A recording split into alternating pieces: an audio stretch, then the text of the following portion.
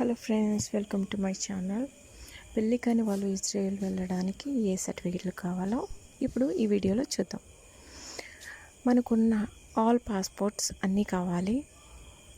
అలాగే ఆధార్ కార్డ్ కూడా కావాలి. Aadhaar card as per passport. అలాగే ఓటర్ ఐడి కూడా. ఓటర్ ఐడిలో ఉన్న డీటెయిల్స్ అన్నీ same as it is Aadhaar కార్డులో ఉన్నట్టే ఉండాలి. అలాగే పాన్ కార్డ్ కూడా. మనకి పీసీసీ సర్టిఫికెట్స్ కావాలి.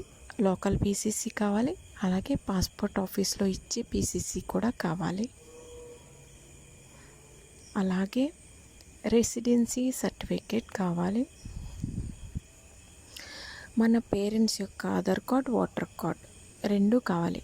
మదర్ది, ఫాదర్ది. అలాగే మ్యారేజ్ చేసుకొని వాళ్ళు కాబట్టి అన్మ్యారీడ్ సర్టిఫికెట్ కావాలి.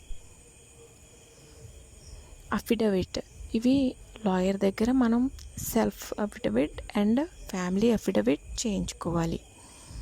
అలాగే కేర్ టేకర్ సర్టిఫికేట్ కూడా కావాలి.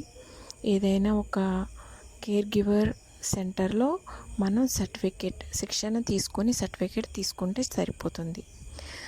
Thank you for watching.